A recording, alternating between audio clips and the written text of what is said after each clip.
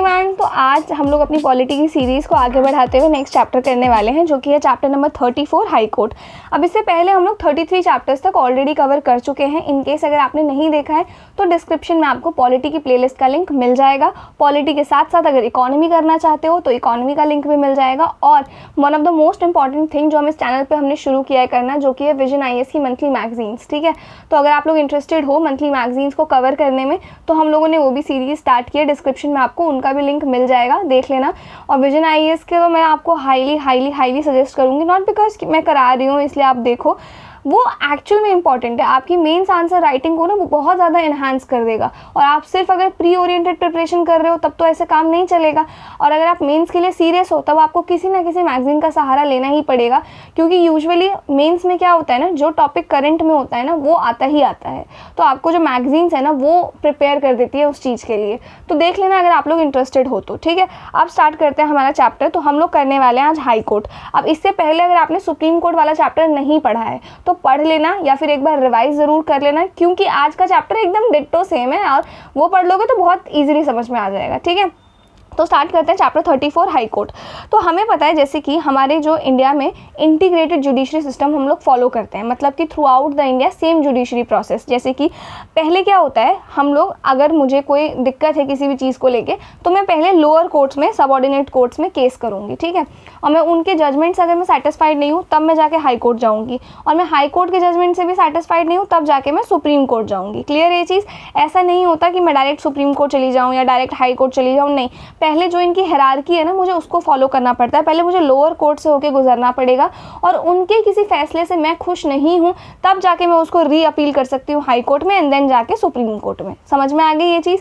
अब बात ये है, आप अगर ध्यान से देखो, अगर पार्लियामेंट और स्टेट लेजिस्लेचर को पहले कंपेयर करते हैं। ठीक है, तो पार्लियामेंट के पास कुछ पावर्स हमने दिए हैं, स्टेट के पास कुछ पावर्स हमने दिए हैं कि आप लोग ना इन सब्जेक्ट्स पे कानून बना सकते हो। ठीक है, लेकिन मान लो पार्लियामेंट ने कोई कानून बनाया, उससे कोई एक पर्टिकुलर स्टेट, मान लो तमिलनाडु फॉर एग्जाम्पल, खुश नहीं है।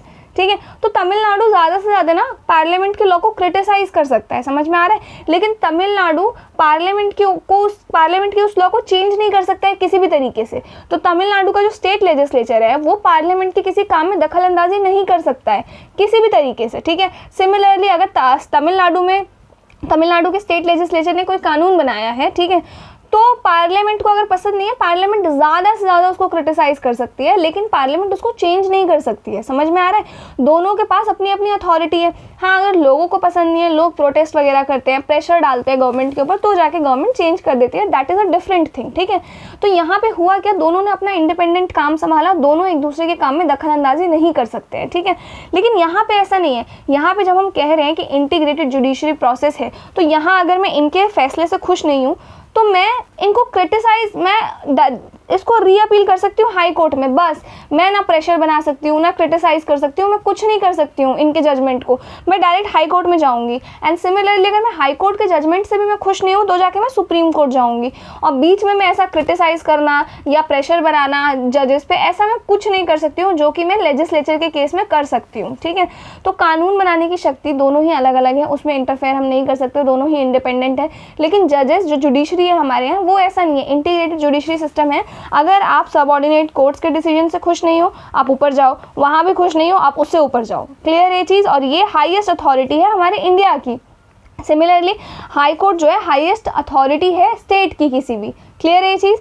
तो अब आर्टिकल नंबर 214 से लेकर 231 पार्ट 6 जो है हमारे कॉन्स्टिट्यूशन में, वो डील करता है organisation, independence, jurisdiction, powers, procedure and so on of the high court. ना honestly tell me one thing, कि मैंने आप लोगों को वीडियो जब पॉलिटी हम लोग स्टार्ट ही कर रहे थे ना, तभी मैंने आपको बताया था कि आप लोग ना एक शीट बनाओ जिसमें आप लोग आर्टिकल्स लिखो। ठीक है, जब हम लोगों ने आर्टिकल नंबर 1 से ही पढ़ना शुरू किया था तो मैंने आपको कहा था कि एक टेबल बना लो, एक शीट बना लो, और साइड में ना आर्टिकल नंबर 1 से रिलेटेड कोई कीवर्ड डाल दो, जिससे आपको वो कीवर्ड देखते आर्टिकल 1 पूरा याद आ जाए। आई एम श्योर 95% लोगों ने वो किया ही नहीं होगा। ठीक है, मैं 100% श्योर हूँ इस चीज़ को लेके। सिमिलरली मैंने आपको कहा था एक जजमेंट के लिए शीट बनाने के लिए, मुझे वो भी पता है कि 95 से 96% लोगों ने वो शीट बनाई ही नहीं होगी, जबकि वो आपको आइडिया नहीं है आपके मेंस आंसर राइटिंग में कितना हेल्प करने वाली है और आर्टिकल वाली शीट आपके प्री में कितना हेल्प करने वाली है। सो डोंट वरी, जब हम पॉलिटी कवर कर लेंगे तब मैं वो दोनों ही वीडियोस लेके आऊँगी और एक तीसरी वीडियो भी लेके आऊँगी कि कैसे आप इन सब चीज़ों को याद कर सकते हो, ठीक है। तो करेंगे हम वो भी, मुझे पता है आपने नहीं बनाई होगी sheet, so it's okay now clear है ये चीज़। अब हाई कोर्ट का जो सिस्टम है ना वो हमारी कंट्री में 1862 से स्टार्ट हुआ था, यानी कि ब्रिटिशर्स के टाइम से, जहाँ पे उन्होंने कैलकाटा, बॉम्बे आपका एंड मद्रास, इन 3 जगहों में पहली बार हाई कोर्ट को स्टैब्लिश किया गया था। इसके बाद 1866 में इलाहाबाद में कर दिया गया एंड इसके बाद 1950 के बाद जब हमारा कॉन्स्टिट्यूशन बन गया ना, तो हमारे कॉन्स्टिट्यूशन में ये चीज़ लिखी हुई थी कि हर एक स्टेट का खुद का हाई कोर्ट होना चाहिए, क्लियर है।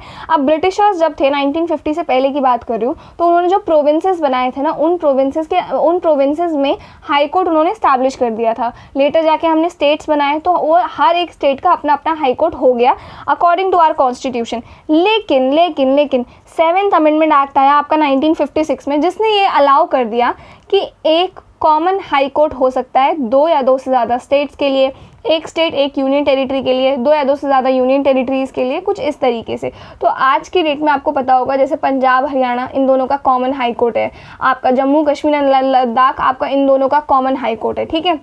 तो ये जो चीज़ है ना, ये हमारे कॉन्स्टिट्यूशन में पहले था कि एक हाई कोर्ट होना चाहिए हर स्टेट का, लेकिन 7th अमेंडमेंट एक्ट ने इसको चेंज कर दिया और इस अमेंडमेंट एक्ट ने क्या बोला कि कॉमन हाई कोर्ट हो सकता है 2 से ज़्यादा स्टेट्स के लिए, एक स्टेट एक यूनियन टेरिटरी के लिए। तो इसी वजह से आज की डेट में हमारे देश में 25 हाई कोर्ट्स हैं, जिनमें से ओनली 3 हाई कोर्ट्स हैं जिनके पास, मतलब 3 हाई कोर्ट्स ऐसे हैं जिनके पास एक से ज़्यादा स्टेट या यूनियन टेरिटरीज़ की ज्यूरिडिक्शन है, क्लियर है ये चीज़। इसके बाद 9 यूनियन टेरिटरीज़ में से दिल्ली अकेला ऐसा यूनियन टेरिटरी है जिसका सेपरेट हाई कोर्ट है 1966 से, ये बहुत अच्छी बात है। इसके बाद जो आपके जम्मू कश्मीर और लद्दाख है, इनका कॉमन हाई कोर्ट हो गया, और जो बाकी के आपके यूनियन टेरिटरीज है ना, वो भी किसी ना किसी स्टेट के हाई कोर्ट के अंडर ही आ जाते हैं, ठीक है। यही चीज़ कह रहा है। इसके बाद जैसे मान लो अब किसी स्टेट का कॉमन हाई कोर्ट है, अभी हम एग्जांपल से समझते हैं, जैसे पंजाब और हरियाणा का कॉमन हाई कोर्ट है।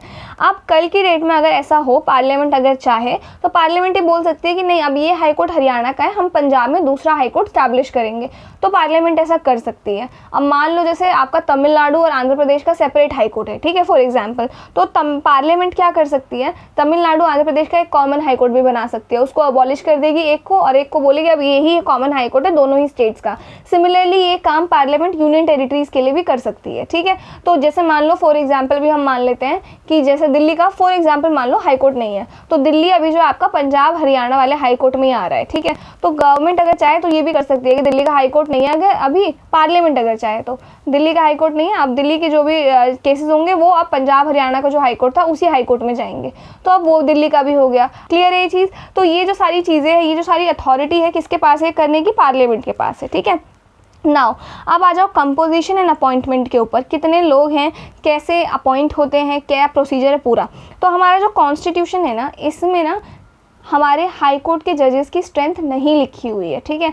हमारे कॉन्स्टिट्यूशन में लिखा हुआ है कि हाई कोर्ट के जजेस जो होंगे ना, उनकी स्ट्रेंथ टाइम टू टाइम हमारे प्रेसिडेंट डिसाइड करेंगे। तो हमारे कॉन्स्टिट्यूशन ने ये पावर प्रेसिडेंट को दी है कि प्रेसिडेंट हाई कोर्ट की strength time to time decide कर सकते हैं, ये डिसाइड कर सकते हैं कि कितने जजेस होंगे, समझ में आ रहा है। तो और प्रेसिडेंट इस पावर का इस्तेमाल भी करते हैं, वो टाइम टू टाइम पॉपुलेशन हो गया, वर्कलोड हो गया किसी भी स्टेट का, ये सारी चीज़ें मद्देनज़र रख के हाई कोर्ट की जजेस की स्ट्रेंथ डिसाइड करते हैं, ठीक है। और उनको अपॉइंट भी कौन करते हैं, हमारे प्रेसिडेंट ही अपॉइंट करते हैं, ठीक है।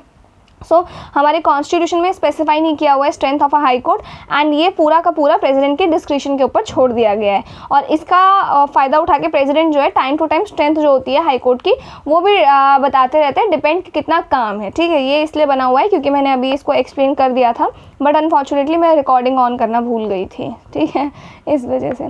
सो अब बात करते हैं अपॉइंटमेंट ऑफ जजेस की कि एग्जैक्टली किस तरीके से। हाँ, इधर देखो पहले, तो हमारा कॉम्पोजिशन कुछ ऐसा है कि एक चीफ जस्टिस होते हैं हाई कोर्ट के और बाकी अदर जजेस होते हैं। अब इनकी स्ट्रेंथ कितनी होती है मैंने आपको बता दिया, कौन डिसाइड करते हैं, प्रेसिडेंट, और इन दोनों को ही अपॉइंट कौन करते हैं, हमारे प्रेसिडेंट। अब अपॉइंटमेंट प्रोसीजर क्या है ये समझते हैं। तो चीफ जस्टिस एंड अदर जजेस इन दोनों को ही कौन अपॉइंट करते हैं, हमारे प्रेसिडेंट अपॉइंट करते हैं। लेकिन कैसे अपॉइंट करते हैं ये देखो, ध्यान से सुनना इधर। तो ये पहले हम लोग चीफ जस्टिस की बात करते हैं, ठीक है। इनको कौन अपॉइंट करते हैं, हमारे प्रेसिडेंट। लेकिन प्रेसिडेंट भी किसी को भी नहीं अपॉइंट कर सकते, प्रेसिडेंट को भी चीफ जस्टिस को अपॉइंट करने से पहले 2 लोगों से कंसल्ट करना पड़ता है। एक है हमारे, एक तो गवर्नर उस स्टेट के, जैसे कि मान लो अगर हम लोग तमिलनाडु के लिए चीफ जस्टिस देख रहे हैं, तमिलनाडु के हाई कोर्ट के लिए, तो तमिलनाडु के जो गवर्नर होंगे ना ना उनसे हमारे प्रेसिडेंट कंसल्ट करेंगे, साथ ही जो हमारे चीफ जस्टिस ऑफ इंडिया हैं उनसे कंसल्ट करेंगे।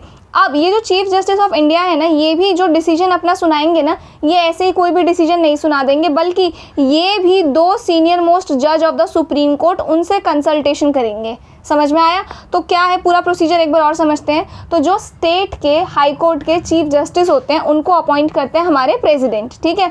लेकिन किसको अपॉइंट करते हैं हमारे प्रेसिडेंट? वो करने के लिए अपॉइंटमेंट इनको 2 लोगों से कंसल्टेशन करना होता है। एक तो है गवर्नर उस स्टेट के और दूसरे हैं चीफ जस्टिस ऑफ इंडिया। अब इन दोनों से प्रेसिडेंट कंसल्टेशन करने के बाद chief justice of high court जो है अपॉइंट कर देते हैं। लेकिन ये जो हमारे चीफ जस्टिस ऑफ इंडिया है ना, इनका जो डिसीजन होता है ना, इनका अकेले का डिसीजन नहीं होता है। ये भी जो डिसीजन प्रेसिडेंट को सुनाएंगे ना, उससे पहले इनको 2 सुप्रीम कोर्ट के सीनियर जजेस से डिस्कशन करना होता है। इसको हम लोग कोलिजियम ऑफ 3 जजेस भी कहते हैं। समझ में आ गया? तो ये लोग जो डिसीजन सुनाएंगे वो प्रेसिडेंट सुनेंगे एंड गवर्नर सुनेंगे एंड देन जाके chief justice of high court को अपॉइंट किया जाएगा। क्लियर है ये चीज़? तो ये तो हो गई बात chief justice of high court की। अब अदर जजेस जो हो गए तो उसमें एक जने से और अपॉइंट कंसल्टेशन किया जाएगा जो कि है chief justice of high court, ठीक है।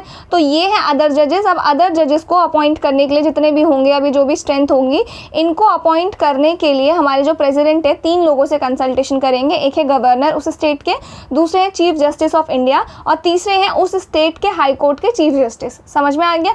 अब चीफ जस्टिस ऑफ इंडिया का जो डिसीजन है, जैसे मैंने आपको पहले भी बताया, उनका अकेले का डिसीजन नहीं होता, बल्कि वो भी 2 सीनियर मोस्ट जज जो होते हैं सुप्रीम कोर्ट से के, उनसे कंसल्टेशन करने के बाद ही अपना डिसीजन वो प्रेसिडेंट को बताते हैं। क्लियर है ये चीज़? दोबारा एक बार देख ले। तो जो हमारे हाई कोर्ट के चीफ जस्टिस थे, एक सेकेंड रुक जाओ, इनको हटाने दो। हाँ, ये हमारे हाई कोर्ट के चीफ जस्टिस हैं, ठीक है। अब इनको अपॉइंट करने के लिए 2 लोगों से कंसल्टेशन करना होता है, एक तो गवर्नर से और दूसरे चीफ जस्टिस ऑफ इंडिया से। चीफ जस्टिस ऑफ इंडिया भी अपना डिसीजन सुनाने से पहले 2 सीनियर मोस्ट जज जो होते हैं सुप्रीम कोर्ट के, उनसे कंसल्टेशन कहते हैं। इसको कोलिजियम ऑफ 3 जजेस भी कहते हैं, ठीक है।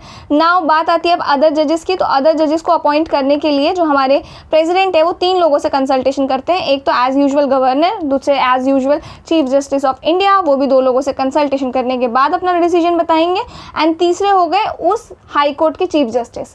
क्लियर है ये चीज़? तो ये है पूरा प्रोसीजर। अब हम समझते हैं कि ये जो प्रोसीजर है ना, ये ओवर द टाइम कैसे डेवलप हुआ है, ठीक है। अगर आपने सुप्रीम कोर्ट वाला चैप्टर पढ़ा है, हमने वहाँ पे कोलिजियम सिस्टम पढ़ा था, फर्स्ट जज केस, सेकंड जज केस, थर्ड जज केस एंड सो ऑन। वही चीज़ अब थोड़ा सा यहाँ पे डिस्कस कर लेते हैं कि कैसे ये जो सिस्टम है ये डेवलप हुआ है जजेस को अपॉइंट करने का। बट इसको एक पढ़ने से पहले एक यहाँ पे पॉइंट और है, जैसे कि मान लो कि एक कॉमन हाई कोर्ट है, जैसे कि पंजाब, हरियाणा और चंडीगढ़, इन तीनों का कॉमन हाई कोर्ट है, ठीक है।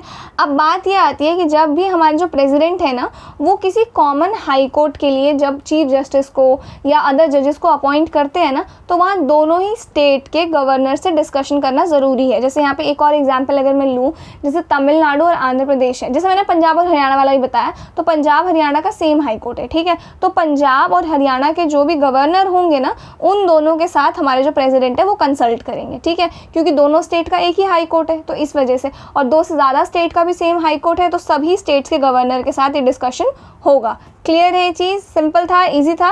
मैं जानबूझ के 3 से 4 बार रिपीट करती हूँ चीज़ें ताकि आपको सुन के ही याद हो जाए, ठीक है। इसके बाद है हमारे पास अब ये कैसे डेवलप हुआ है ओवर द टाइम। देखो, तो पहला है सेकंड जज केस 1993।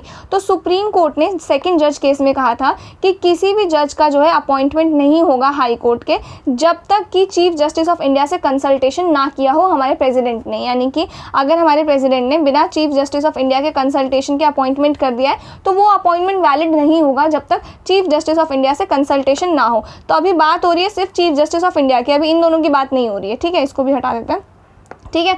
तो अभी तक जो है सेकंड जज केस 1993 से पहले प्रेसिडेंट जो है सिर्फ चीफ जस्टिस ऑफ इंडिया और गवर्नर के साथ कंसल्टेशन करते थे और chief justice of high court in case of other जजेस के अपॉइंटमेंट के लिए कंसल्टेशन करते थे, ठीक है। अब थर्ड जज केस में ये बोला गया कि जो चीफ जस्टिस ऑफ इंडिया है ना, वो भी प्रेसिडेंट को अपना डिसीजन सुनाने से पहले 2 सीनियर मोस्ट जज जो होंगे सुप्रीम कोर्ट के, उनसे कंसल्टेशन करेंगे।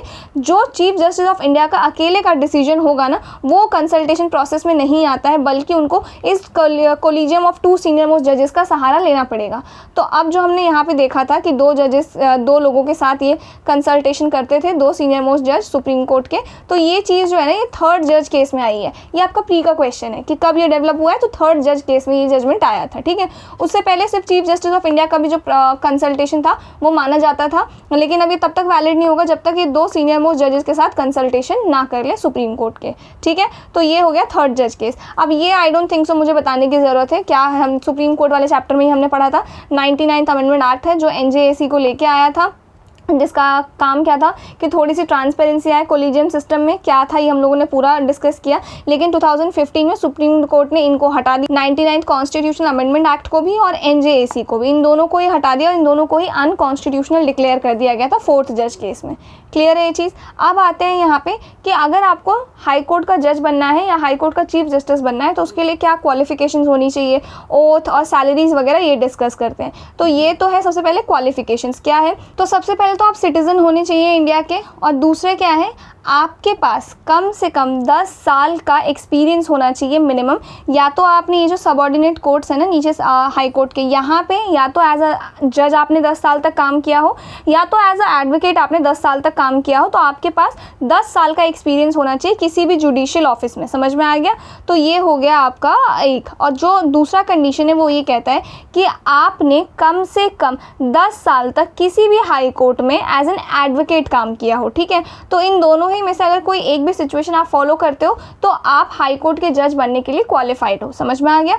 इसके बाद हमारे कॉन्स्टिट्यूशन में हाई कोर्ट के जजेस की कोई स्पेसिफिक एज नहीं दी हुई है कि ये एज होना चाहिए, ये एज होना चाहिए, बल्कि बस ये 2 क्राइटेरियाज दिए हुए हैं, जो इनको फुलफिल करते हैं वो हाई कोर्ट के जजेस बनने के लायक हैं। समझ में आ गया। अब बात करते हैं एक और चीज़, जैसे कि डिस्टिंग्विश्ड ज्यूरिस्ट। इनके बारे में हमने सुप्रीम कोर्ट वाले चैप्टर में भी पढ़ा था, लेकिन हाई कोर्ट में आप लोग डिस्टिंग्विश्ड ज्यूरिस्ट को अपॉइंट नहीं कर सकते हो।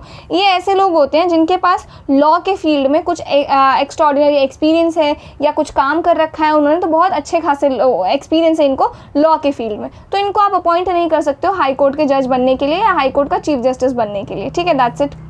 इसके बाद ये ओथ है। अब इनको ओथ कौन दिलाता है, जजेस को और चीफ जस्टिस दोनों को।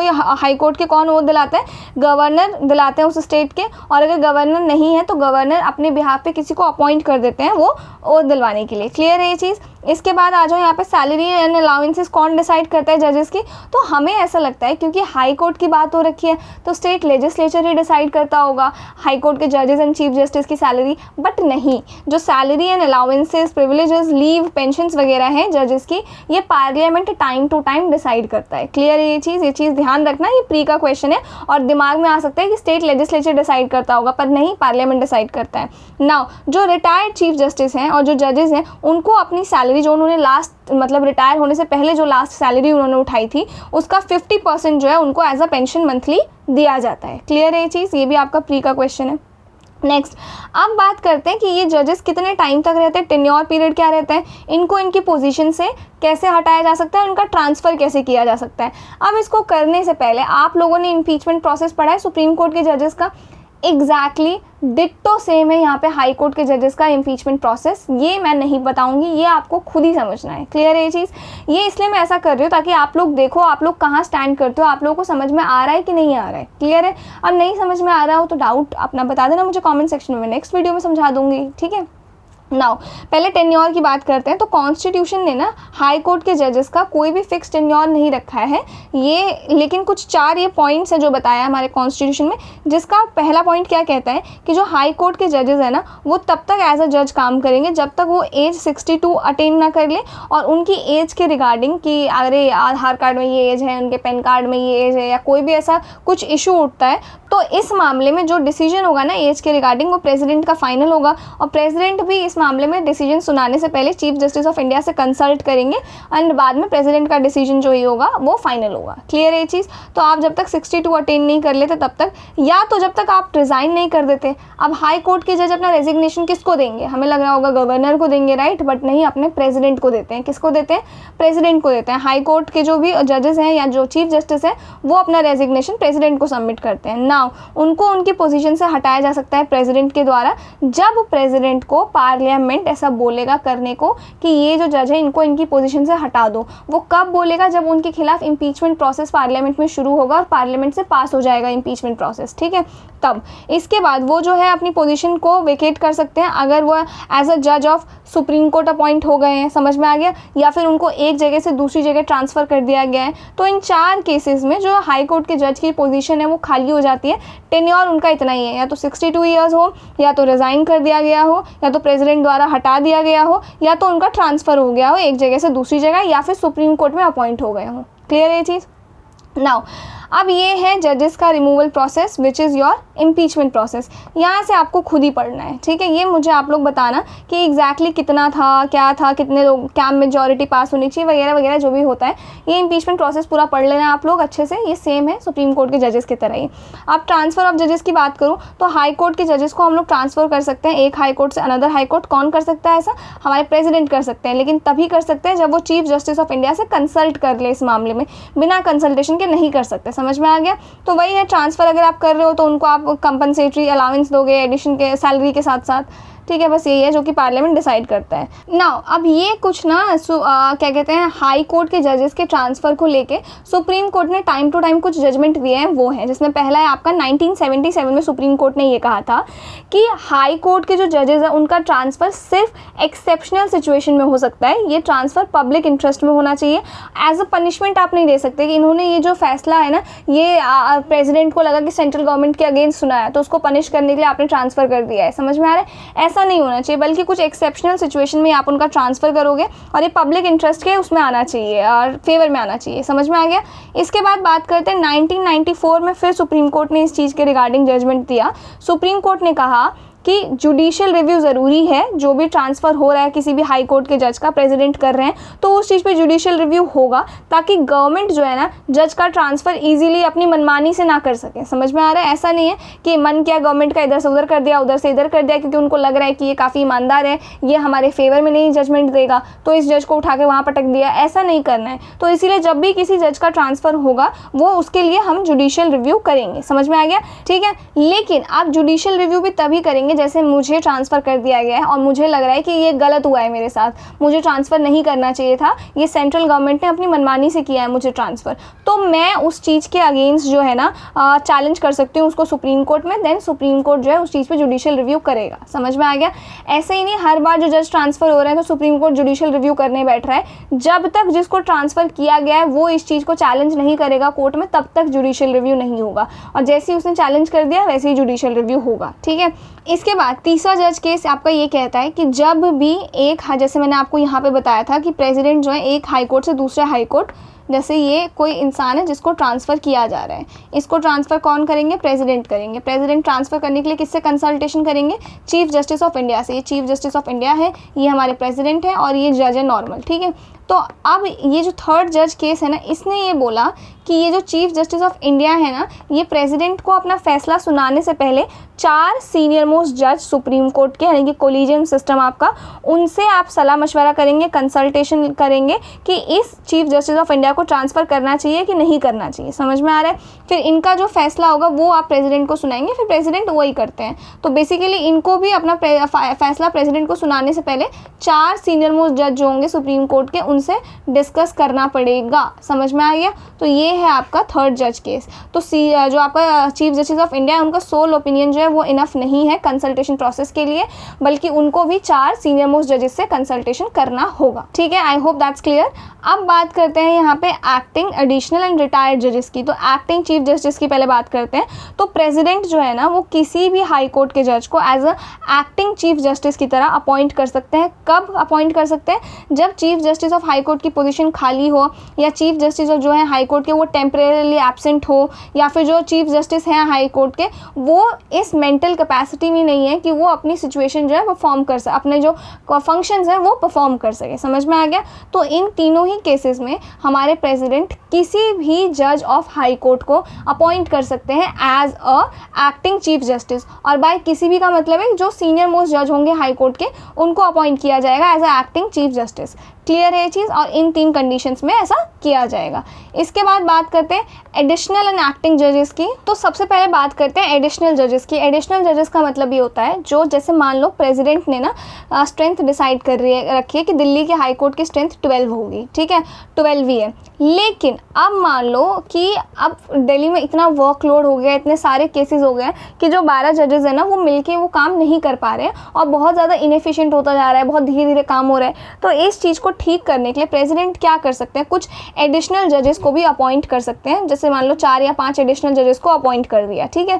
तो ये जो जजेस है ना ये हाई कोर्ट के जजेस की तरह ही काम करेंगे, लेकिन सिर्फ टेम्परेरी पीरियड के लिए, मैक्सिमम से मैक्सिमम 2 साल के लिए ही कर सकते हैं, 2 साल से ज़्यादा नहीं। और इनका एक्सटेंशन जो है ना वो पॉसिबल नहीं है। मतलब कि आपने अपॉइंट कर दिए 5 जजेस को एज अ एडिशनल जजेस। एडिशनल जजेस का मतलब हो गया एक्स्ट्रा जजेस। तो ये आपके हाई कोर्ट के जज की तरह काम करेंगे, ज़्यादा से ज़्यादा मैक्सिमम 2 साल तक। 2 साल से पहले इनको हटा दिया जाता है, 2 साल से ज़्यादा का टाइम पीरियड नहीं है इनका। और ऐसा नहीं होगा कि 2 साल के बाद इनको फिर 2 साल के लिए अपॉइंट कर लिया, एक्सटेंड कर दिया इनका टाइम पीरियड, ऐसा नहीं है। एक बार इनको अपॉइंट कर लिया 8 महीने के लिए, 10 महीने के लिए, मैक्सिमम 2 साल के लिए, उसके बाद इनका काम खत्म, टाटा बाय बाय, चलो अब समझ में आ गया। तो ये है आपके एडिशनल जजेस का काम। और ऐसा कब करते हैं, जब वही मैंने आपको बोला कि टेम्परेरीली काम बहुत ज़्यादा बढ़ गया है या फिर कुछ ऐसे केसेस आ गए हैं, पेंडिंग केसेस आ गए हैं, पुराने पेंडिंग केसेस जो अब बहुत ज़्यादा हो गए हैं, समझ में आ रहा है। तो इन दोनों ही सिचुएशन में प्रेसिडेंट जो है एडिशनल जजेस को अपॉइंट करता है, समझ में आ गया। अब इसके बाद बात करते हैं हम लोग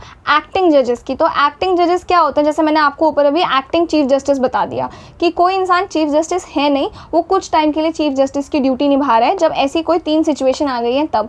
सिमिलरली ये जो बात कर रहा है, ये बात कर रहा है कोई इंसान हाई कोर्ट का जज नहीं है, लेकिन वो टेम्परेरी पीरियड के लिए हाई कोर्ट की जज की तरह काम कर रहा है। कब, वो मैं आपको बताती हूँ। लेकिन यहाँ चीफ जस्टिस की बात नहीं हो रही, चीफ जस्टिस के अलावा जितने अदर जजेस होते हैं ना, यहाँ उनकी बात हो रही है, समझ में आ रहा है। तो किसी भी XYZ पर्सन को, बाय किसी भी का मतलब है मेरा कि जो पर्सन क्वालिफाइड है हाई कोर्ट का जज बनने के लिए, मैं और आप नहीं बल्कि जो क्वालिफाइड है, ठीक है, उसको एज अ एक्टिंग जजेस हम लोग अपॉइंट कर सकते हैं। कब, जब जो जजेस है ना वो अपनी ड्यूटीज़ नहीं निभा पा रहे हों, बीमार हों या किसी वजह से अपना फंक्शन, अपनी ड्यूटीज़ जो है परफॉर्म नहीं कर पा रहे हो, या फिर टेम्परेरीली चीफ जस्टिस बन गया हो, जैसे कि यहाँ पे हो गया ना एक्टिंग चीफ जस्टिस।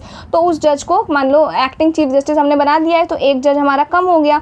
तो इस केस में हम लोग क्या करते हैं, किसी भी पर्सन को जो भी क्वालिफाइड है हाई कोर्ट का जज बनने के लिए, उसको एज अ एक्टिंग जज बना दिया जाता है टेम्परेरी पीरियड के लिए, समझ में आ गया। अब ये जो एक्टिंग जज है ना, ये तब तक ड्यूटी में रहते हैं जब तक ओरिजिनल जो परमानेंट जज है वो वापस नहीं आ जाते हैं, समझ में आ गया। तो बेसिकली यहाँ जो एज है 62 है, तो आप किसी भी इंसान को जो 63 ईयर्स का है उसको as a chief justice of high court, acting chief justice या एक्टिंग जज की तरह भी अपॉइंट नहीं कर सकते, क्योंकि वो 62 ईयर्स से बड़ा है, समझ में आ गया। तो ये पूरा सीन था। तो एक्टिंग चीफ जस्टिस किसी को भी बना सकते हैं जो हाई कोर्ट के जज हैं उनमें से, इन 3 कंडीशंस में। सिमिलरली एक्टिंग जज भी किसी को भी बना सकते हैं अगर वो कोई जज एब्सेंट है या फिर टेम्परेरीली वो एक्टिंग चीफ जस्टिस बन गया है तो एक जज कम पड़ गया है। तो जो भी पर्सन क्वालिफाइड है हाई कोर्ट का जज बनने के लिए, उसको एज अ एक्टिंग जज आप बना सकते हो। अब बात करते हैं यहाँ पे रिटायर्ड जजेस की। सो बेसिकली जो लोग अब रिटायर हो चुके हैं, चाहे वो चीफ जस्टिस रहे हो, चाहे वो हाई कोर्ट के जज रहे हो, उनको भी हमारे जो चीफ जस्टिस हैं हाई कोर्ट के, वो दोबारा बुला सकते हैं, रिक्वेस्ट कर सकते हैं जो भी रिटायर्ड जजेस हैं कि आप कुछ टाइम के लिए हाई कोर्ट में काम कर लो, टेम्परेरी पीरियड के लिए, हमारे पास केसेस बहुत ज़्यादा है या फिर इस केस में आपके एक्सपीरियंस की ज़रूरत पड़ेगी। तो इन केसेस में ना हमारे जो चीफ जस्टिस हैं उस हाई कोर्ट के, वो रिक्वेस्ट कर सकते हैं रिटायर्ड जजेस से या फिर रिटायर्ड चीफ जस्टिस से कि आप आके हमारी हेल्प कर दो, समझ में आ गया, ठीक है। लेकिन chief justice of high court भी है ना, वो तभी रिक्वेस्ट कर सकते हैं जब उन्होंने प्रेसिडेंट से इस चीज़ को लेके कंसेंट ले लिया हो कि भाई देखो ये मैटर है, इसमें मुझे जो पहले हमारे चीफ जस्टिस थे अब वो रिटायर हो चुके हैं, उनकी कंसल्टेशन की ज़रूरत हमें पड़ेगी, तो हम उनको वापस अपॉइंट करना चाहते हैं कुछ टाइम के लिए। तो प्रेसिडेंट से कंसल्टेशन करने के बाद उनको अपॉइंट कर लिया जाएगा, और जब जो रिटायर्ड जज है वो एज अ जज की भूमिका निभा रहे होंगे, उनको सारे अलाउंसेस सब कुछ दिया जाएगा जो भी हमारे प्रेसिडेंट डिसाइड करेंगे, समझ में आ गया। तो ये इंपॉर्टेंट है। नाउ अब वो एज अ जज तो काम कर रहे होंगे, वो अपनी जजमेंट भी देंगे, उनके पास पावर्स भी होंगी, प्रिविलेजेस भी होंगी जो एक जज के पास होती है हाई कोर्ट के। He will not otherwise be deemed to be a जज ऑफ दैट हाई कोर्ट, समझ में आ गया। इसके बाद आ जाओ यहाँ पे, अब है इंडिपेंडेंस ऑफ हाई कोर्ट। अब हमें पता है कि हम लोग एक डेमोक्रेटिक नेशन है, हमारे यहाँ जुडिशरी की इंडिपेंडेंस काफ़ी ज़्यादा इंपॉर्टेंट है, समझ में आ रहा है। तो जुडिशरी की इंडिपेंडेंस मेक श्योर करने के लिए हमने ये कुछ स्टेप्स लिए हैं। अब इनसे ये मेक श्योर किया जाता है कि हमारी जो जुडिशरी है ना वो इंडिपेंडेंट है। जैसे कि पहला क्या है आपका मोड ऑफ अपॉइंटमेंट। तो हमें पता है कि जितने भी हमने पढ़ा अभी कि जजेस हैं, चीफ जस्टिस हैं, उनको हमारे प्रेसिडेंट अपॉइंट करते हैं, राइट। लेकिन प्रेसिडेंट अपनी विल पे तो करते नहीं है, प्रेसिडेंट को भी कंसल्टेशन करना पड़ता है गवर्नर से। देन गवर्नर भी चलो हमारे प्रेसिडेंट अपॉइंट करते हैं, एक बार को मानते हैं हम लोग, तो गवर्नर और उसके अलावा chief justice of high court, chief justice of India, तो इतने सारे लोगों का इन्वॉल्वमेंट रहता है हाई कोर्ट के जजेस को और चीफ जस्टिस को अपॉइंट करने के लिए। तो यहाँ जो एग्जीक्यूटिव है, हमारी जो सरकार है, उसका पूरा कंट्रोल नहीं होता है, जुडिशरी का भी इन्वॉल्वमेंट रहता है। तो इससे हम लोग ये कह सकते हैं कि जो भी अपॉइंटमेंट्स हो रहे हैं हाई कोर्ट के जजेस के, वो पॉलिटिकल या पर्सनल बायस से फ्री होते हैं। समझ में आ रहा है। तो ये जो सिस्टम है ना, जुडिशरी के इंडिपेंडेंस जो है प्रोटेक्ट करता है।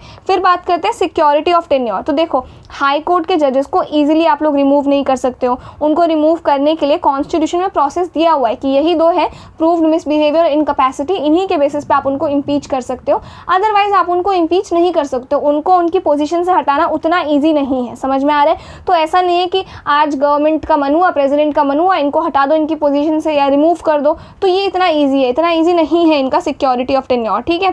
फिर बात करते हैं फिक्स्ड सर्विस कंडीशन की। तो बेसिकली जजेस की salary, allowances, leave, pension etcetera ये पार्लियामेंट डिसाइड करती है। लेकिन इन कंडीशंस को अपॉइंटमेंट के बाद उनके डिसएडवांटेज के लिए आप लोग इस्तेमाल नहीं कर सकते। मतलब कि एक बार किसी को आपने 50,000 सैलरी पे रख लिया है, ठीक है, किसी जज को, अब आपको उनकी जजमेंट पे गुस्सा आ रहा है, खुश नहीं हो, या फिर उनको घर दे रखा है, गाड़ी दे रखी है, तो आप ये नहीं कर सकते कि 50,000 से 25,000 आपकी सैलरी हो गई है। नहीं, आप इसको बढ़ा सकते हो। उनको घर, एक गाड़ी, आप उसको 2 गाड़ी कर सकते हो। आप समझ में आ रहा है। उनको एक घर की जगह 2 घर कर सकते हो आप, लेकिन उस एक को रिड्यूस नहीं कर सकते, कम नहीं कर सकते डिसएडवांटेज के लिए। ठीक है।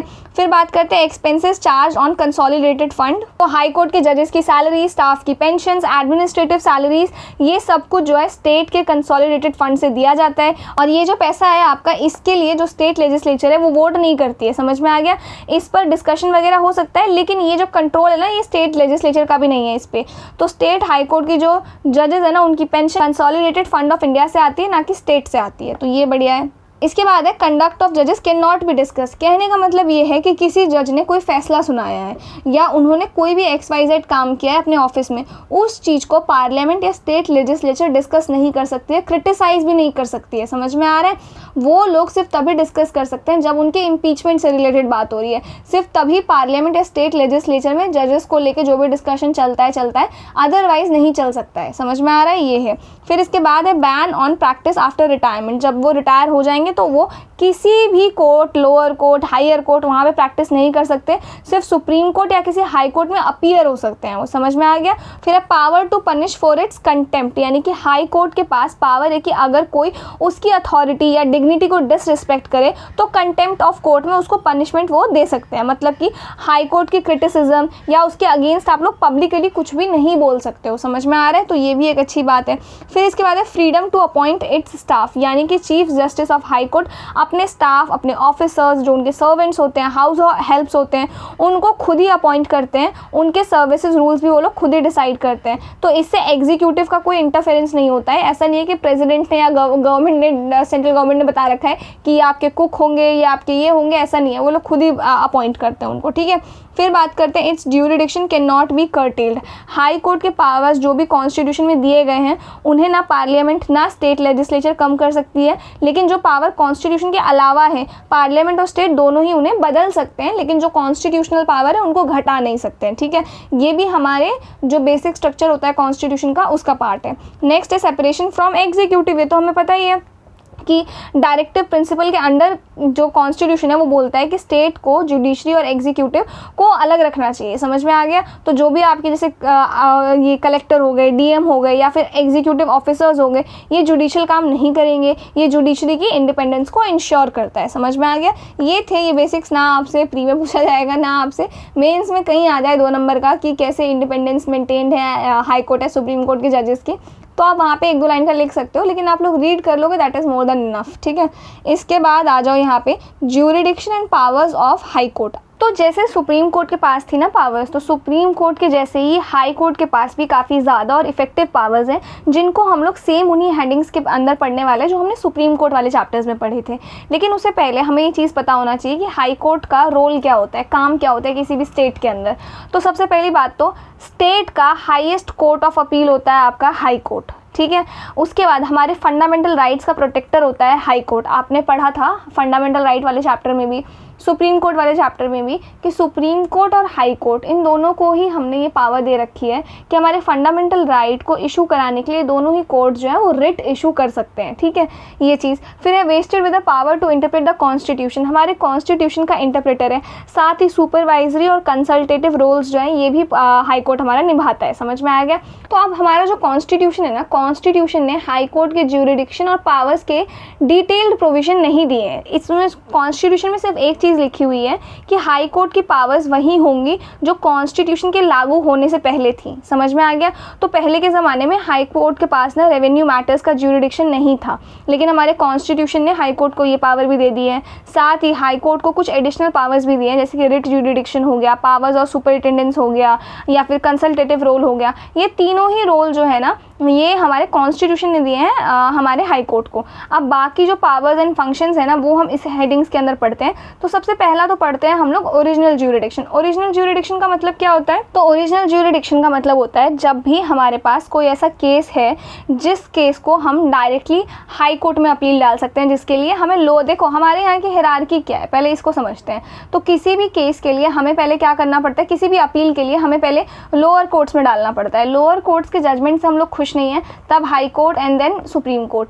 बट ओरिजिनल ज्यूरिडिक्शन का मतलब ये है कुछ ऐसे केसेस जिसमें आप लोग डायरेक्टली हाई कोर्ट जा सकते हो बिना लोअर कोर्ट्स जाए। तो हाई कोर्ट आपकी फर्स्ट इंस्टेंस में ही आपकी हियरिंग जो है हाई कोर्ट सुनता है। समझ में आ गया। तो इसके लिए पहले आपको लोअर कोर्ट्स में जाने की ज़रूरत नहीं है। आई होप ये क्लियर है आपको। तो ये कुछ मैटर्स हैं जिन मैटर्स पे हाई कोर्ट को ओरिजिनल ज्यूरिडिक्शन दे रखी है। जैसे कि पहला क्या है, पहला है matters of admiralty and contempt of court. यानी कि देखो इसका मतलब होता है कि जो भी आपके शिपिंग, मैरिटाइम, कॉन्ट्रैक्ट, ये सारी जो चीज़ें होती है ना किसी भी स्टेट की, वो डायरेक्टली हाई कोर्ट में उससे रिलेटेड सुनवाई होती है। आपको नीचे सबऑर्डिनेट कोर्ट में जाने की ज़रूरत नहीं है, आप डायरेक्ट हाई कोर्ट में जा सकते हो। शिपिंग हो गया, मैरिटाइम हो गया, इन सब चीज़ों को लेके जो भी कॉन्ट्रैक्ट होते हैं ना वो सारी चीज़ें यहाँ हाई कोर्ट में ही देखी जाती है। साथ ही कंटेम्प्ट ऑफ कोर्ट, यानी कि जब भी कोई हाई कोर्ट की रिस्पेक्ट या अथॉरिटी को इग्नोर करे, हाई कोर्ट को इंसल्ट करे, क्रिटिसिज्म करे उसके जजमेंट को, तो ये सारी चीज़ें जो है ना इनको लेके डायरेक्टली हाई कोर्ट में ही केस जो है सुने जाते हैं। ठीक है। फिर आता है आपका इलेक्शन डिस्प्यूट को लेके। तो मतलब जो मेंबर ऑफ पार्लियामेंट है या एमएलए के जो इलेक्शन है उनसे रिलेटेड जो भी डिस्प्यूट्स है वो डायरेक्टली आपके हाई कोर्ट में फाइल किए जाते हैं। हाई कोर्ट ही इन मैटर्स में फर्स्ट कोर्ट ऑफ ट्रायल होता है। समझ में आ गया। तो ये हो गया, सॉरी ये वाला। इसके बाद ये वाला आपका कह रहा है रेवेन्यू मैटर्स है। अगर किसी पर्सन को रेवेन्यू कलेक्शन में कोई प्रॉब्लम हो या कोई एक्ट रेवेन्यू कलेक्शन में गलत तरीके से किया गया हो तो वो केस जो है वो डायरेक्टली आपके हाई कोर्ट में ही सुने जाएंगे। इसके बाद तो हमें पता ही है कि फंडामेंटल राइट्स के एनफोर्समेंट के लिए हमें डायरेक्टली हम हाई कोर्ट में जा सकते हैं। समझ में आ गया। ये भी ओरिजिनल ज्यूरिडिक्शन है। नेक्स्ट है जो भी आपके जैसे इंटरप्रिटेशन ऑफ कॉन्स्टिट्यूशन से रिलेटेड है। अगर किसी लोअर कोर्ट में कोई भी केस चल रहा है उसमें कॉन्स्टिट्यूशन का इंटरप्रिटेशन ज़रूरी है कि हमारे कॉन्स्टिट्यूशन के अकॉर्डिंग ये चीज़ क्या कहती है। समझ में आ गया। तो हाई कोर्ट उस केस को अपने कोर्ट में ट्रांसफ़र कर सकता है और खुद उसका डिसीजन जो है वो दे सकता है। समझ में आ गया। जहाँ भी कॉन्स्टिट्यूशन को इंटरप्रेट करने की बात आती है। अब बात करते हैं यहाँ पे ये कुछ ओरिजिनल सिविल ज्यूरिडिक्शन है इन 4 मेजर हाई कोर्ट्स में। जैसे कि आपका Calcutta, Bombay, Madras and Delhi high court है। इनके पास ओरिजिनल सिविल ज्यूरिडिक्शन की पावर्स हैं। तो basically Calcutta, Bombay, Madras and Delhi high court जो है ना इनके पास ओरिजिनल सिविल ज्यूरिडिक्शन होता है हायर वैल्यू केसेस में। मतलब अगर किसी सिविल केस की वैल्यू लिमिट से बहुत ज़्यादा है, सिविल केस का मतलब हो गया जैसे प्रॉपर्टी वगैरह होते हैं ना, वो अगर बहुत ज़्यादा वैल्यू का एसेट कुछ है ऐसा, तो फिर वो डायरेक्टली आपके हाई कोर्ट में ही जाएंगे। जैसे बहुत करोड़ों की बात हो रखी है यहाँ पे, तो वो डायरेक्ट यहाँ पे आपके इन 4 हाई कोर्ट के पास ही पावर्स है कि हाई कोर्ट में ये चीज़ें सुने जाएंगे। समझ में आ गया। तो इन ही चारों के पास ये ओरिजिनल ज्यूरिडिक्शन की पावर है, बाकी और दूसरे हाई कोर्ट के पास ये नहीं है। ठीक है। नाउ अब बात ये आती है 1973 से पहले तक ना आपका कैलकाटा, बॉम्बे और मद्रास हाई कोर्ट के पास ओरिजिनल क्रिमिनल ज्यूरिडिक्शन भी होते थे। मतलब क्रिमिनल केसेस भी डायरेक्टली आप लोग हाई कोर्ट में सुन सकते हो। लेकिन क्रिमिनल प्रोसीजर कोड 1973 के बाद इस चीज़ को हटा दिया गया। ये अब ओरिजिनल क्रिमिनल ज्यूरिडिक्शन से हट गया है। मतलब कि वो आपको पहले सबऑर्डिनेट कोर्ट में जाना पड़ेगा क्रिमिनल केसेस को लेके। वहाँ से अगर सुनवाई होती है, वहाँ से खुश नहीं हो तब हाई कोर्ट में आप अपील करो। लेकिन पहले ऐसा होता था कि इन चारों के पास था 1973 से पहले, लेकिन अब हट गया है। ठीक है। अब बात आती है रिट ज्यूरिडिक्शन की। तो हमें पता है सुप्रीम कोर्ट सिर्फ फंडामेंटल राइट्स को इशू करने के लिए रिट ज्यूरिडिक्शन फॉलो करता है, लेकिन हाई कोर्ट के पास थोड़ी ज़्यादा पावर है रिट ज्यूरिडिक्शन को लेकर। अब वो क्या पावर्स है, तो आर्टिकल नंबर 226 है, ये हाई कोर्ट को पावर देता है कि वो रिट इशू करती है 5 टाइप का। कौन कौन सा, habeas corpus, mandamus, certiorari, prohibition and quo warranto. तो ये मैंने आपको सारे समझा दिए थे क्या होते हैं ये। तो ये फंडामेंटल राइट्स को इशू कराने के लिए ये रिट जो है इशू कर सकते हैं हाई कोर्ट, समझ में आ गया। साथ ही हाई कोर्ट जो है ना किस चीज़ के लिए, किसके अगेंस्ट कर सकता है रिट इशू, तो हाई कोर्ट किसी भी पर्सन, अथॉरिटी या गवर्नमेंट के अगेंस्ट रिट इशू कर सकता है। सिर्फ अपने स्टेट में ही नहीं बल्कि स्टेट के बाहर भी रिट जारी किया जा सकता है हाई कोर्ट के द्वारा, अगर कोई कॉज ऑफ एक्शन जिसमें प्रॉब्लम जो है ना उसी की टेरिटरी में शुरू हुआ हो। मतलब कि दिल्ली का हाई कोर्ट है, ठीक है, दिल्ली में कोई प्रॉब्लम शुरू हुई थी लेकिन वो इंसान अब भाग गया है, मान लो कहीं चला गया है भाग के, कहाँ चला गया, महाराष्ट्र चला गया फॉर एग्जाम्पल, ठीक है। तो अब हाई कोर्ट जो है ना उस इंसान को लाने के लिए भी इन 5 में से कोई सा भी जो रिट है वो इशू कर सकती है, चाहे वो दिल्ली से बाहर ही क्यों ना चला गया हो, क्योंकि मैटर दिल्ली में ही शुरू हुआ था। समझ में आ गया। तो ये बात है। इसके बाद है आपका ये जो फ्रेज़ है ना फॉर एनी अदर पर्पस, यानी कि हाई कोर्ट सिर्फ फंडामेंटल राइट्स वायलेशन के लिए ही नहीं बल्कि किसी भी लीगल राइट के लिए भी, किसी भी लीगल राइट का भी वायलेशन हो रहा हो तो उसके लिए भी रिट जो है वो इशू कर सकता है। समझ में आ गया। तो ये पावर एक्स्ट्रा है, ये सुप्रीम कोर्ट के पास नहीं है पावर, ये सिर्फ हाई कोर्ट के पास है। समझ में आ गया। ये मैंने आपको बता दिया कि हाई कोर्ट जो है किसी भी पर्सन, अथॉरिटी या गवर्नमेंट को रिट इशू कर सकता है, चाहे वो उनकी जो टेरिटरी है उससे बाहर ही क्यों ना हो। समझ में आ गया। इसके बाद जो हाई कोर्ट की जो रिट ज्यूरिडिक्शन है ये एक्सक्लूसिव नहीं है। एक्सक्लूसिव का मतलब होता है सिर्फ हाई कोर्ट के पास नहीं है बल्कि सुप्रीम कोर्ट के पास भी है, कॉन्करेंट है सुप्रीम कोर्ट के साथ। तो ये आपको पता होगा आर्टिकल 226 और आर्टिकल 32 के अंदर सुप्रीम कोर्ट रिट इशू करता है और इसके अंदर हाई कोर्ट करता है। तो यानी कि जब हमारे फंडामेंटल राइट्स वायलेटेड हैं तब जो है हाई कोर्ट या सुप्रीम कोर्ट, आप दोनों जगह कहीं भी जा सकते हो अपने फंडामेंटल राइट्स को एनफोर्स कराने के लिए। समझ में आ गया। और ये वही सेम बात है कि हाई कोर्ट का रिट इशू करने का जो है वो थोड़ा वाइडर है। हाई कोर्ट आपका जो लीगल मैटर्स होते हैं उनके लिए भी रिट इशू करता है, लेकिन सुप्रीम कोर्ट सिर्फ फंडामेंटल राइट के लिए करता है। समझ में आ गया। अब ये जो आपका केस है चंद्र कुमार केस 1997, इसमें जो है सुप्रीम कोर्ट ने कहा कि आर्टिकल नंबर 226 हाई कोर्ट और आर्टिकल 32 सुप्रीम कोर्ट दोनों की रिट ज्यूरिडिक्शन कॉन्स्टिट्यूशन के बेसिक स्ट्रक्चर का पार्ट है। तो कल की डेट में अगर पार्लियामेंट ये रिट ज्यूरिडिक्शन की पावर्स छीनने की कोशिश करती है तो पार्लियामेंट नहीं कर सकती है, क्योंकि ये बेसिक स्ट्रक्चर का पार्ट है हमारे कॉन्स्टिट्यूशन का। समझ में आ गया। तो इस चीज़ को हटाया नहीं जा सकता, रिट पावर्स को कभी भी ख़त्म नहीं किया जा सकता। इवन इफ पार्लियामेंट कॉन्स्टिट्यूशन कुछ अमेंडमेंट करके कुछ भी चीज़ ले आए पर वो बेसिक स्ट्रक्चर का पार्ट है तो आप उसको नहीं हटा सकते हो। ठीक है। फिर बात करते हैं यहाँ पे अपीलेट ज्यूरिडिक्शन की। तो एपेलेट ज्यूरिडिक्शन का मतलब आपका होता है कि जैसे हम पहले सबऑर्डिनेट कोर्ट्स में जाते हैं, राइट। सबऑर्डिनेट की कोर्ट्स के किसी डिसीजन से हम लोग खुश नहीं हैं तो हम हायर कोर्ट में जाते हैं, राइट। तो ये वो आपका कह रहा है एपेलेट ज्यूरिडिक्शन का मतलब है ये वो मैटर्स हैं जहाँ पर आप हाई कोर्ट जा सकते हो अगर आप लोअर कोर्ट के फैसले से खुश नहीं हो तो। समझ में आ गया। तो बेसिकली एपेलेट कोर्ट जो है ना उस केस को दोबारा देखता है, दोबारा एविडेंस, लॉ और जजमेंट वगैरह सब कुछ आपका करता है। तो हाई कोर्ट के पास आपका सिविल मैटर्स और ये क्रिमिनल मैटर्स दोनों टाइप्स के अपील सुनने की पावर होते हैं। समझ में आ गया। तो सिविल मैटर कौन से हैं जिनके डिसीजन से अगर आप खुश नहीं हो तो आप हाई कोर्ट जा सकते हो। तो सबसे पहले तो है अगर किसी आप जैसे डिस्ट्रिक्ट कोर्ट हो गया, एडिशनल डिस्ट्रिक्ट कोर्ट हो गया या सब ऑर्डिनेट सिविल कोर्ट ने कोई डिसीजन दिया हो तो उसके अगेंस्ट हाई कोर्ट में आप डायरेक्ट अपील कर सकते हो। ये अपील जो है ना यहाँ पे 2 वर्ड्स का ध्यान रखना, एक है क्वेश्चन ऑफ लॉ और एक फैक्ट। इन दोनों को ही चैलेंज कर सकता है हाई कोर्ट में दोबारा। तो क्वेश्चन ऑफ लॉ का मतलब ये होता है कि जैसे कि ये लॉ जो है उसका सही इंटरप्रिटेशन है, उसका यूज़ सही से हुआ है या नहीं हुआ है, जज ने कौन सा कानून अप्लाई किया है, कानून का इंटरप्रिटेशन सही किया है नहीं किया है, क्या जजमेंट कॉन्स्टिट्यूशनल या लीगल प्रिंसिपल के अगेंस्ट तो नहीं था। तो ये चीज़ भी आप हाई कोर्ट में वापस चैलेंज कर सकते हो कि जज ने इसके तहत ये कानून, इस कानून के तहत ये फैसला सुनाया है, मैं इस चीज़ से खुश नहीं हूँ। समझ में आया। तो हाई कोर्ट उस लॉ को भी देखेगा कि जज ने किस कानून के तहत ये फैसला सुनाया है। फिर है फैक्ट। तो बेसिकली ये जो केस है इसके एक्चुअल इवेंट्स जो है उससे रिलेटेड, मतलब कि एक्चुअली जो घटनाएं हुई हैं, क्या हुआ था, किसने किया था, विटनेसेस कौन थे, एविडेंस कौन थे, इन सारी चीज़ों को दोबारा रीचेक करता है हाई कोर्ट। तो बेसिकली सिविल मैटर्स जो है, जो भी आप लोअर कोर्ट्स हैं उन कोर्ट्स ने जो भी फैसला सुनाया, सब ordinate court, lower court, district court, इन्होंने जो फैसला सुनाया सिविल मैटर्स पे, प्रॉपर्टी वगैरह से रिलेटेड जो भी मैटर था, उनसे आप खुश नहीं हो उस डिसीजन से तो वो हाई कोर्ट में जाएगा और हाई कोर्ट इन दोनों ही चीज़ को जो है वापस से देखेगी, वापस से इसको पूरा केस जो है शुरू से रीओपन होगा। समझ में आ गया। तो इन इन दोनों को ही हाई कोर्ट जो है चेक करेगी ना। इसके बाद सेकंड अपील, तो अब जैसे फर्स्ट अपील में हाई कोर्ट में आपने फैसला डाला, हाई कोर्ट का फैसला आया फर्स्ट अपील से, ठीक है, अब आप उससे भी खुश नहीं हो तो दोबारा आप हाई कोर्ट में सेकंड अपील डाल सकते हो। लेकिन जैसे यहाँ पे आप दोनों चीज़, क्वेश्चन ऑफ लॉ और फैक्ट, दोनों ही चीज़ की बेसिस पे आप बोल रहे थे कि मैं जज ने कौन सा फैसला सुनाया है, जो फैक्ट एविडेंसेस है उनको दोबारा देखे जाएं, तो हाई कोर्ट ने वो दोबारा किया, ठीक है। लेकिन यहाँ पे सिर्फ और सिर्फ क्वेश्चन ऑफ लॉ को दोबारा आप चैलेंज करोगे कि मैं आपने जिस कानून के तहत फैसला सुनाया है ना, मैं उससे सेटिस्फाइड नहीं हूँ, मैं एक बार चाहता हूँ कि आप इसको रीचेक करें, तो उसको आप सेकेंड अपील डाल सकते हो। लेकिन यहाँ पे जो फैक्ट एविडेंसेस वगैरह है वो कोर्ट दोबारा नहीं देखेगा। कोर्ट यहाँ पे सिर्फ और सिर्फ वही चेक करता है कि हमने किस कानून के बेसिस पे ये जजमेंट दिया है, उस कानून को दोबारा चेक करेंगे। वो समझ में आ गया। तो बेसिकली मैं एक एग्जांपल दूं, मान लो अगर फर्स्ट अपील में जज ने लॉ का इंटरप्रिटेशन गलत किया हो तो सेकंड अपील की जा सकती है कि यहाँ पे आपने लॉ का इंटरप्रिटेशन गलत किया था, गलत लॉ यूज़ किया था इस तरीके से, तो फिर उसको चीज़ को करेक्ट किया जा सकता है। इसके बाद जो थर्ड है ये आपका कहता है कैलकाटा, बॉम्बे एंड मद्रास, ये तीन, सिर्फ इन तीन हाई कोर्ट्स के पास ना एक स्पेशल पावर है जिस पावर का नाम है इंट्रा कोर्ट अपील्स। तो बेसिकली क्या होता है, जैसे हाई कोर्ट ने कोई फैसला सुनाया, चाहे वो ओरिजिनल ज्यूरिडिक्शन के अंदर आता हो, चाहे वो एपेलेट ज्यूरिडिक्शन के अंदर आता हो, ठीक है, उनके फैसले से मैं खुश नहीं हूँ तो मैं वहाँ इंट्रा कोर्ट अपील कर सकती हूँ। इस अपील का मतलब ये होता है जैसे कि कोई फैसला एक जज सुनाते हैं, राइट, तो जैसे किसी ने ये अपील किया है ना, तो सेम उसी केस को ना एक बेंच देखेगा जो कि 2 या 3 जजेस का बेंच होता है जो उस केस को वापस से देखता है। समझ में आ गया। तो इस चीज़, ये पावर सिर्फ और सिर्फ इन्हीं के पास है और किसी हाई कोर्ट के पास ये पावर नहीं है। समझ में आ गया।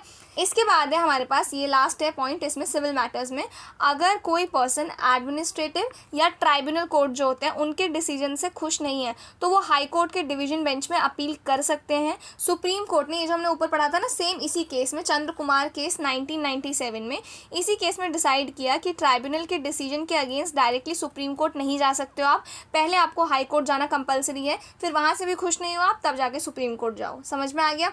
तो ये है बेसिकली बात। अब इसके बाद ये जो क्रिमिनल मैटर्स है, क्रिमिनल मैटर्स में भी हाई कोर्ट के पास ना अपील सुनने की पावर्स होती हैं, लेकिन कुछ स्पेसिफिक कंडीशंस में। जैसे कि पहला है आपका, अगर किसी इंसान को, जैसे यहाँ पे आपके सेशन कोर्ट या एडिशनल सेशन कोर्ट में 7 साल से ज़्यादा की सज़ा सुना दी है तो उस जजमेंट के खिलाफ वो हाई कोर्ट में अपील कर सकता है। समझ में आ गया। और इसके अलावा अगर किसी को डेथ सेंटेंस दे दिया गया है तो उसकी एग्जीक्यूशन से पहले, यानी कि उसको मारने से पहले, जैसे किसी को फांसी दे दी है तो उसको फांसी देने से पहले हाई कोर्ट को उस चीज़ को कंफर्म करना ज़रूरी है, चाहे कन्विक्ट जो है वो अपील हाई कोर्ट में करे या ना करे। बेसिकली अगर उनको इन कोर्ट्स ने डेथ सेंटेंस दे दिया है तो उसको फांसी देने से पहले वो जो फैसला आया है ना, उस चीज़ को हाई कोर्ट में कंफर्म कराना ज़रूरी है, चाहे उस कन्विक्ट जिसको मिली है वो सज़ा उसने हाई कोर्ट में अपील डाली हो या ना डाली हो। बट अगर डेथ सेंटेंस मिल गया है, किसी को फांसी की सज़ा मिल गई है, तो हाई कोर्ट में उस चीज़ को पहले कंफर्म किया जाएगा उसको फांसी देने से पहले, चाहे उसने अपील किया हो चाहे अपील नहीं किया हो। ठीक है,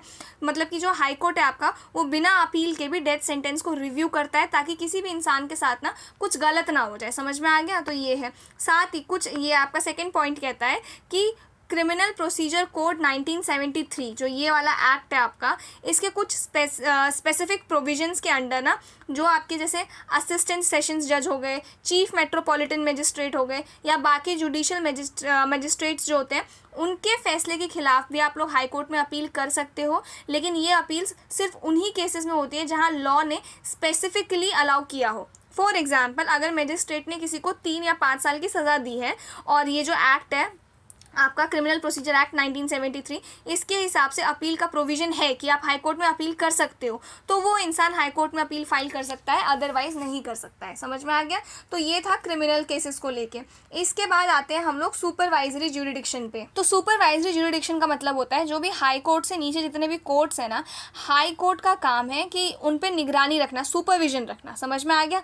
तो वही कह रहा है कि हाई कोर्ट के पास पावर है सुपरिंटेंडेंस की। सुपरिंटेंडेंस का मतलब होता है निगरानी रखना। ठीक है, over all courts and tribunals functioning in its territorial jurisdiction. जो भी किसी स्टेट में हाई कोर्ट से नीचे हैं सबॉर्डिनेट कोर्ट्स आपके, उन पे निगरानी रखने का काम है हाई कोर्ट का, एक्सेप्ट मिलिट्री कोर्ट्स और ट्राइब्यूनल्स। समझ में आ गया। इन दोनों पे नहीं रख सकता है हाई कोर्ट। इसके अलावा हाई कोर्ट जो है किसी भी उस पर रख सकता है नज़र। समझ में आ गया। तो इस पावर के तहत हाई कोर्ट जो है call for returns from them, यानी कि हाई कोर्ट किसी भी लोअर कोर्ट से उसका काम जो उन्होंने किया है ना उसकी रिपोर्ट, केस डिटेल्स या रिकॉर्ड वगैरह मांग सकता है। साथ ही make and issue general rules and prescribe forms for regulating the practice and proceedings for them. Basically high court lower courts के काम करने के तरीके, प्रोसीजर और प्रैक्टिसेस के लिए रूल्स भी बना सकता है। साथ ही जो हाई कोर्ट है आपका वो कोर्ट्स के रजिस्टर्स, फाइल्स, बुक्स, अकाउंट्स वगैरह जो है किस फॉर्मेट में मेंटेन करने हैं ये हाई कोर्ट उनको प्रिस्क्राइब कर सकता है। ठीक है, लास्टली आपका हाई कोर्ट डिसाइड करता है कि जो भी आपकी क्लर्क हो गए, कोर्ट ऑफिसर्स हो गए या आपके शेरिफ हो गए, इनकी जो फीस है ना ये कितनी होनी चाहिए। समझ में आ गया? इन सब की फीस कौन डिसाइड करता है? हाई कोर्ट डिसाइड करता है। ठीक है ना, अब अगर आप लोग देखो यहाँ पे तो ये पावर जो है बहुत ब्रॉड है हाई कोर्ट की। तो ये ब्रॉड क्यों है?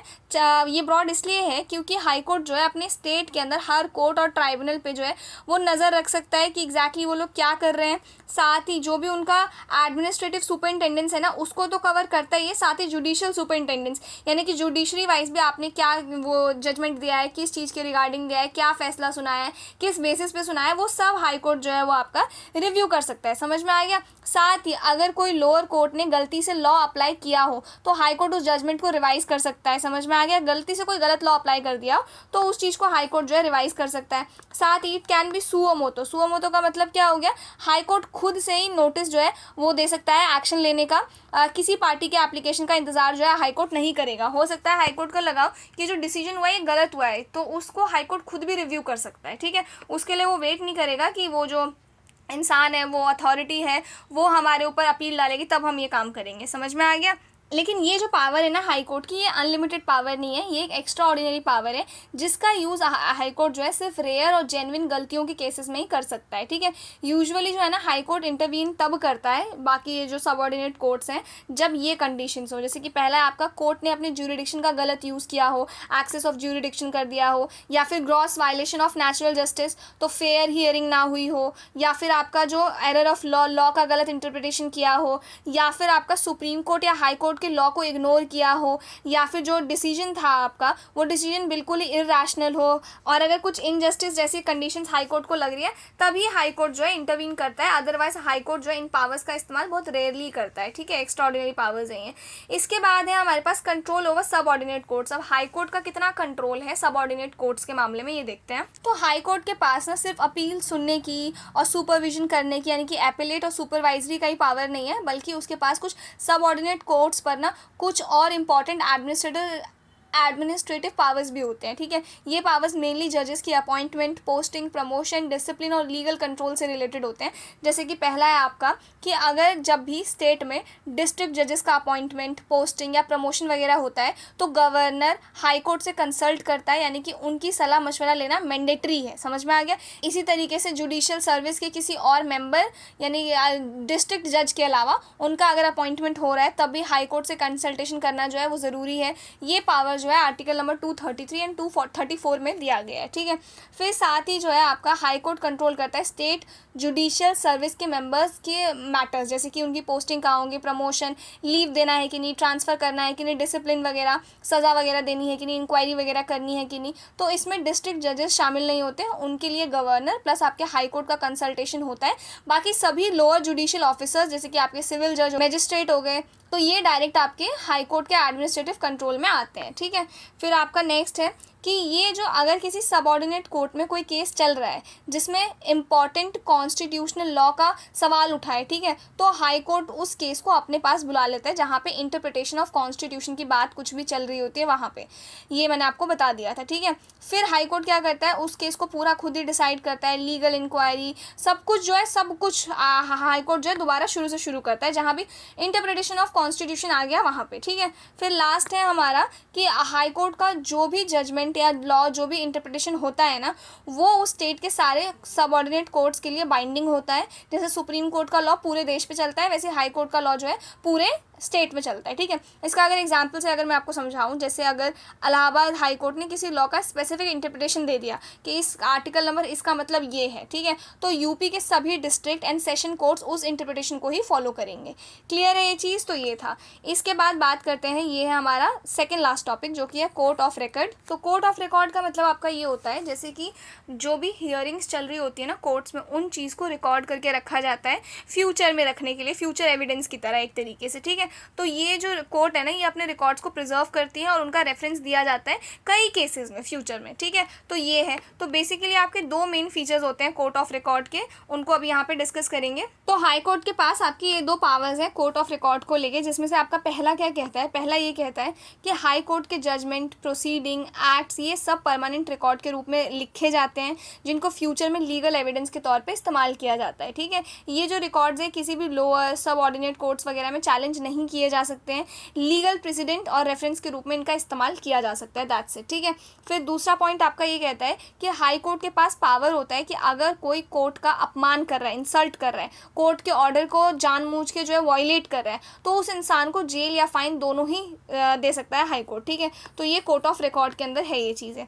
तो बेसिकली यही है बात। अब आपने एक टर्म का नाम सुना होगा कंटेम्प्ट ऑफ कोर्ट। तो कंटेम्प्ट ऑफ कोर्ट क्या होता है, तो कॉन्स्टिट्यूशन है ना इसे डिफाइन नहीं किया है, लेकिन कंटेम्प्ट ऑफ कोर्ट एक्ट 1971 के अकॉर्डिंग कंटेम्प्ट ऑफ जो कोर्ट होते हैं ना, ये दो तरीके के होते हैं। पहला आपका होता है सिविल कंटेम्प्ट। सिविल कंटेम्प्ट का मतलब है विलफुल कोई, यानी कि जानबूझ के ना कोई कोर्ट के किसी ऑर्डर का कोर्ट के किसी ऑर्डर को नहीं मान रहा है। फॉर एग्जांपल जैसे कोर्ट ने बोला है कि किसी को सैलरी दो, पर जानबूझकर उसको सैलरी नहीं दी जा रही है, तो ये सिविल कंटेम्प्ट हो गया। क्रिमिनल कंटेम्प्ट क्या हो गया, अगर कोई काम या पब्लिकेशन जो कोर्ट की अथॉरिटी का अपमान कर रहा है, जुडिशियल प्रोसेस में बाधा डाल रहा है बार बार, या फिर जो भी जस्टिस का पूरा प्रोसीजर है उसको स्लो कर दे रहा है, उसमें रुकावट डाल रहा है, वो समझ में आ गया, तो ये आपके कंटेम्प्ट ऑफ कोर्ट आ जाता है। इसके तहत भी जो हाई कोर्ट है आपको पनिशमेंट दे सकता है, ठीक है। अब क्या कंटेम्प्ट नहीं माना जाता है, तो ये कुछ चीज़ें हैं जो कि कंटेम्प्ट नहीं मानी जाती है, जैसे कोई भी इनोसेंट पब्लिकेशन है, वो जानबूझकर नहीं किया गया हो, फेयर और एक्यूरेट रिपोर्टिंग है जुडिशियल प्रोसीडिंग्स की, फेयर और रीजनेबल क्रिटिसिज्म है जुडिशियल डिसीजंस का, या जुडिशरी के एडमिनिस्ट्रेटिव काम पर ओपिनियन या कमेंट अपना कर रहे हैं कि मेरे अकॉर्डिंग लगता है ये अगर ऐसे होता ना तो थोड़ा बेहतर हो सकता था, ठीक से बोल रहे हैं उस चीज़ को, समझ में आ रहा है, समझ में आ रहा है। तो ये आपके कंटेम्प्ट नहीं माने जाते हैं। अब बात करते हैं कि हाई कोर्ट क्या अपने पावर्स और उसको खुद ही रिव्यू कर सकता है। तो हाई कोर्ट अपने किसी जजमेंट या ऑर्डर को खुद ही रिव्यू कर सकता है, चाहे कॉन्स्टिट्यूशन ने उसको एक्सप्लिसिटली ये पावर दी हो या ना दी हो, ठीक है। ये पावर जो है ना ये कोर्ट ऑफ रिकॉर्ड के अंदर ही है, ठीक है। सुप्रीम कोर्ट के पास ये पावर कॉन्स्टिट्यूशन में स्पेसिफिकली लिखी गई है, लेकिन हाई कोर्ट के पास ये पावर जो है कोर्ट ऑफ रिकॉर्ड में हम मान लेते हैं इस चीज़ को, समझ में आ गया। तो ये था पूरा आपका एक्सप्लेनेशन कोर्ट ऑफ रिकॉर्ड को लेकर। मैंने ऑलरेडी यहाँ पे दो ही पॉइंट्स लिखे हैं, लेकिन जो भी पैराग्राफ आपकी दी हुई थे बुक में वो सारा मैंने आपको एक्सप्लेन कर दिया है। इसके बाद लास्ट है हमारा पावर ऑफ जुडिशियल रिव्यू। तो I don't think judicial review मुझे एक्सप्लेन करने की ज़रूरत है, बट मैं फिर भी बता देती हूँ। तो जुडिशियल रिव्यू का मतलब होता है हाई कोर्ट के पास ये पावर है कि वो चेक कर सकती है कि कोई भी लॉ या कोई भी जो एग्जीक्यूटिव ऑर्डर है, सरकारी कोई भी ऑर्डर है, वो कॉन्स्टिट्यूशन के अगेंस्ट तो नहीं है। अगर हाई कोर्ट को लगता है कि ये जो लॉ है या जो ऑर्डर है वो अनकॉन्स्टिट्यूशनल है, तो वो उसे इलीगल, अनकॉन्स्टिट्यूशनल और वॉइड डिक्लेयर कर सकता है, मतलब उस लॉ को फिर गवर्नमेंट जो है लागू नहीं कर सकती है, ठीक है। अब ये पावर हाई कोर्ट को कहाँ से मिलती है, तो वो जुडिशियल रिव्यू ये जो शब्द है ना, ये भले हमारे कॉन्स्टिट्यूशन में नहीं लिखा गया है, लेकिन ये पावर हाई कोर्ट को article number 13 and article number 226 से मिलती है। क्लियर है ये चीज़। नाउ जुडिशियल रिव्यू कब यूज़ होता है, मतलब कब एग्जैक्टली यूज़ किया जा सकता है, तो हाई कोर्ट किसी भी लॉ को या ऑर्डर को अनकॉन्स्टिट्यूशनल तब डिक्लेयर कर सकता है जब वो हमारे फंडामेंटल राइट्स के अगेंस्ट जा रहा हो, ये हमें पता ही है, या फिर उस लॉ को जिस अथॉरिटी ने बनाया है, जिसने वो जजमेंट दी है, उसकी पावर से बाहर हो वो चीज़, यानी कि उस पर वो जजमेंट दे ही नहीं सकती। फॉर एग्जांपल एक स्टेट लॉ बना रहे हो किसी ऐसे सब्जेक्ट पे जो केवल सेंट्रल के अंदर आता है, तो आप उस पर अगर जुडिशियल रिव्यू होता है तो नल एंड वॉइड हो गया भाई, आप उस पर दे ही नहीं सकते हो अपना जजमेंट, वो तो सेंट्रल गवर्नमेंट के अंदर आता है, ठीक है। साथ ही तीसरा क्या है आपका, ये तो हो गया fundamental right exceeds the authorities power, तीसरा हो गया कॉन्ट्राडिक्स कॉन्स्टिट्यूशनल प्रोविजंस, यानी कि जो कानून है ना वो कॉन्स्टिट्यूशन के प्रोविजन से के एकदम अगेंस्ट हो, ठीक है, टकरा रहा है उससे, जैसे कि डायरेक्टिव प्रिंसिपल या प्रीएम्बल के बेसिक फीचर्स जो है वो उसके अगेंस्ट हो, तो फिर ये जो है ये आपका जुडिशियल रिव्यू इस पर होगा और इसको नल एंड वॉइड डिक्लेयर कर दिया जाएगा, ठीक है। नाउ इसके बाद आया आपका 42nd अमेंडमेंट एक्ट 1976। इसने क्या किया था, इसने हाई कोर्ट पर रेस्ट्रिक्शंस लगा दिया था कि वो सेंट्रल गवर्नमेंट के लॉज को अनकॉन्स्टिट्यूशनल डिक्लेयर नहीं कर सकता। लेकिन इसके बाद आपका आया 43rd अमेंडमेंट एक्ट 1977, जिसने इस रेस्ट्रिक्शन को हटा दिया और ओरिजिनल पावर जो है हाई कोर्ट को वापस दे दी। तो आप अगर ध्यान से देखो ना, तो हमारी जो सेंट्रल गवर्नमेंट है ना, ये कहीं ना कहीं चाहती रहती है कि जो जुडिशरी है ना वो थोड़ा उनके पास थोड़ी कम पावर हो, जुडिशरी चाहती है हमारे पास थोड़ी ज़्यादा पावर हो, सेंटर के पास कम हो। तो इसी वजह से ये एक्ट आया जिसने हाई कोर्ट की पावर छीननी चाहिए, फिर ये दोबारा आ गया तो जिससे हाई कोर्ट की पावर हाई कोर्ट को वापस मिल गई। तो ये सब चलता रहता है। आई होप आपको आज का जो ये पूरा सेशन है ये समझ में आया हो, अच्छा लगा हो। इसके बाद अच्छा ये चैप्टर हम आज नहीं करने वाले हैं, ये हम कल करेंगे 35 एंड 36। इसके नोट्स में बना रही थी, कंप्लीट नहीं हुए, अगर कंप्लीट होते तो आज ही कर लेते इसको, बट कल करेंगे। तो आज हम लोग करने वाले हैं, अब इसके ऊपर प्रैक्टिस क्वेश्चंस कुछ देखते हैं। इसी में आपके ना प्रीवियस ईयर क्वेश्चंस भी इंक्लूडेड है, ठीक है। कोशिश करना मेरे आंसर देने से पहले आप लोग आंसर दे दो। तो क्वेश्चन नंबर 1 है हमारे पास, consider the following statement regarding the appointment of high court जजेस। हाई कोर्ट के जजेस के अपॉइंटमेंट के रिगार्डिंग है ये कि प्रेसिडेंट जो है कंसल्ट करते हैं चीफ जस्टिस ऑफ इंडिया से एंड गवर्नर से of state concern before appointing a high court जज। अब ये स्टेटमेंट आपका बिल्कुल सही है। अगर मान लो यहाँ पे ऐसे होता है कि प्रेसिडेंट ओनली कंसल्ट, समझ में आ गया कि प्रेसिडेंट सिर्फ चीफ जस्टिस ऑफ इंडिया और गवर्नर से कंसल्ट करते हैं, तो ये गलत हो जाता है। लेकिन यहाँ पे ओनली नहीं लिखा है ना, तो ये स्टेटमेंट एकदम ठीक है हमारा। इसके बाद सेकंड स्टेटमेंट क्या कहता है हमारा, the opinion of chief justice of concern high court is also mandatory for appointment. तो ये स्टेटमेंट आपका गलत है, क्योंकि ये जो सिस्टम है ना आपका चीफ जस्टिस ऑफ कंसर्न, अब आप बोलोगे दी आपने तो ऊपर बताया कि वो है सही, ऊपर चलो वापस। तो बिल्कुल मैंने आपको बताया कि जो हाई कोर्ट के जजेस हैं ना उनको अपॉइंट करने के लिए जो ये हैं हमारे प्रेसिडेंट, कहाँ समझाया था मैंने आपको, एक सेकेंड मिटा तो नहीं दिया मैंने ये, तो ये हमारे नहीं, ये नहीं है, एक सेकेंड ये तो हमारे प्रेसिडेंट जो है ये कंसल्ट करते हैं गवर्नर से, चीफ जस्टिस ऑफ इंडिया से और chief justice of high court से बाकी जजेस को अपॉइंट करने के लिए। लेकिन इनका जो ओपिनियन है ना ये मैंडेटरी नहीं है, मैंडेटरी नहीं है एज इन ये कॉन्स्टिट्यूशन में नहीं है लिखा हुआ, समझ में आ गया। जो कंसल्टेशन का प्रोसेस है ना जहाँ पे ये चीज़ इन्वॉल्व है वो हाई कोर्ट के जो चीफ जस्टिस है, ठीक है, दैट्स इट, उनका जो ओपिनियन है वो मैंडेटरी नहीं है, समझ में आ रहा है, हमारे कॉन्स्टिट्यूशन के अकॉर्डिंग, दैट्स इट। तो ये कहाँ गए हम लोग, तो ये आपका स्टेटमेंट नंबर जो सेकंड है ना ये गलत हो जाएगा, बाकी स्टेटमेंट फर्स्ट जो है ये सही है। एक सेकेंड, तो ये गलत हो जाएगा, ये स्टेटमेंट नंबर फर्स्ट एकदम सही है, तो फर्स्ट ओनली। इसके बाद आ जाओ, विच of the following best describes the collegium system in the context of high court. तो आप कोलिजियम सिस्टम को कौन अच्छे से डिफाइन करता है, तो देखो, a statutory body recommending appointments to high court, a body of senior most judges of the Supreme Court recommending judicial appointments, a parliamentary committee advising on judicial appointments। नहीं, parliamentary committee तो है ही नहीं collegium system, consultative body headed by governor, ये भी गलत है। तो बेसिकली एक स्टैट्यूटरी बॉडी भी नहीं है, किसी एक्ट से थोड़ी स्टैब्लिश किया है हमने उसको, तो एक बॉडी है सीनियर मोस्ट जजेस की जो जुडिशियल अपॉइंटमेंट से रिलेटेड बताता है, तो बी एकदम सही है सेकेंड का। नेक्स्ट थर्ड क्वेश्चन है, a person is not eligible for appointment as high court जज if he has been an advocate for 12 years in a high court. तब तो है 10 साल का मिनिमम एक्सपीरियंस होना चाहिए। He is a citizen of India, बिल्कुल हो सकता है। He is a 50 years of age, ये भी हो सकता है, 50 साल का इंसान भी हो सकता है, 62 का नहीं हो सकता, तो यहाँ पे हो जाएगा D, none of the above. फिर इसके बाद है, in case of conflict in the consultation process during the appointment of a high court जज हुज ओपिनियन हैज़ प्राइमेसी। तो कंसल्टेशन प्रोसेस जो हो रहा है उसमें किसके ओपिनियन को ज़्यादा तवज्जो दी जाती है, तो चीफ जस्टिस ऑफ इंडिया के ओपिनियन को दी जाती है, क्योंकि ये जो है 2 जजेस से कंसल्ट करने के बाद पूरे कोलिजियम से प्रेसिडेंट को बताते हैं, और हमारे कॉन्स्टिट्यूशन में भी ना यही चीज़ लिखी हुई है, समझ में आ रहा है। इसीलिए जो हमारे chief justice of high court होते हैं ना उनका ओपिनियन लेना मैंडेटरी नहीं है, उनका ओपिनियन लिया जाता है, वो एक कन्वेंशन की तरह हमने डेवलप किया है, पर दैट इज़ नॉट मैंडेटरी, समझ में आ गया। इसी वजह से फर्स्ट में सेकंड जो ऑप्शन था वो गलत हो गया था। इसके बाद चलते हैं यहाँ पे, the writ jurisdiction of high court. अब रिट से रिलेटेड तो आप ही लोग मुझे बताना, ठीक है। Can B invoked only for the enforcement of fundamental right, तो सिर्फ फंडामेंटल राइट के इन्फोर्समेंट के लिए हाई कोर्ट रिट इशू करता है, तो एकदम गलत है। Is wider than that of Supreme Court as it can be use for legal rights as well, absolutely correct. तो जो हाई कोर्ट का रिट ज्यूरिडिक्शन का जो पावर है, स्कोप उसका ज़्यादा है सुप्रीम कोर्ट के कंपैरिजन में। लीगल राइट्स को इशू कराने के लिए भी हाई कोर्ट रिट इशू करता है।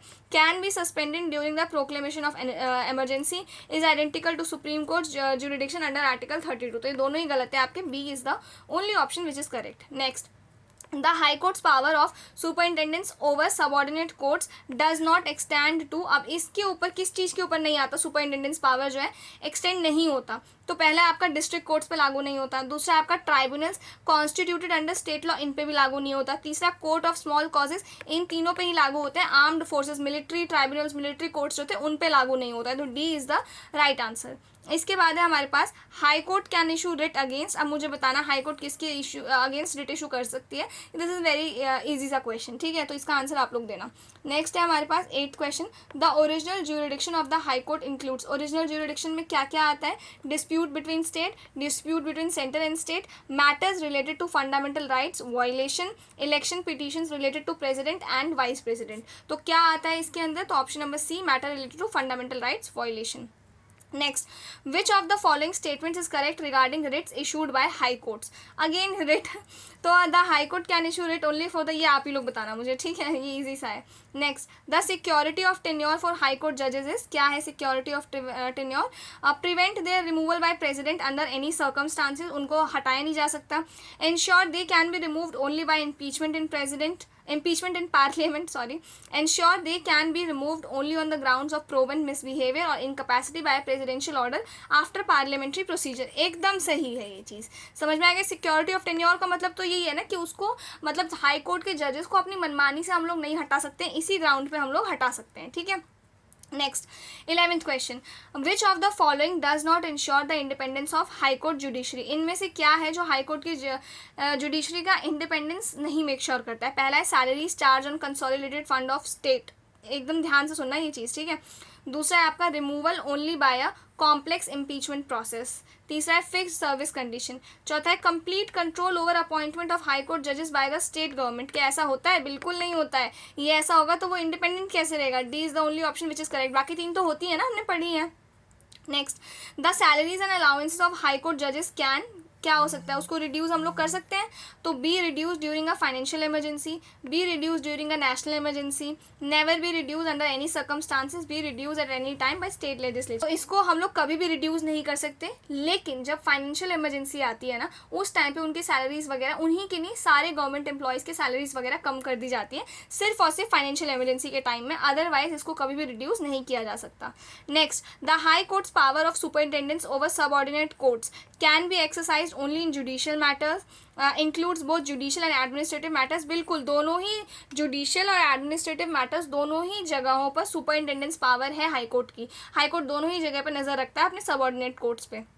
Next, high court supervise and control, क्या सुपरवाइज और क्या कंट्रोल करता है? All court except those dealing with the armed force, एकदम करेक्ट, उनके स्टेट की बात हो रखी है यहाँ पे। All courts including the supreme court नहीं, only tribunals constituted by parliament, only district courts नहीं, तो सारे ही कोर्ट जो भी उस स्टेट के अंदर आते हैं एक्सेप्ट आपके आर्म्ड फोर्सेज वाले, ठीक है। नेक्स्ट है हमारे पास 15th question, the president can transfer a जज from one high court to another on the recommendation of the governor of the concern state only with the consent of the judge concerned after consultation with the Chief Justice of India. C is the right answer, ठीक है। Next, in which of the following cases can the High Court's jurisdiction be excluded by law?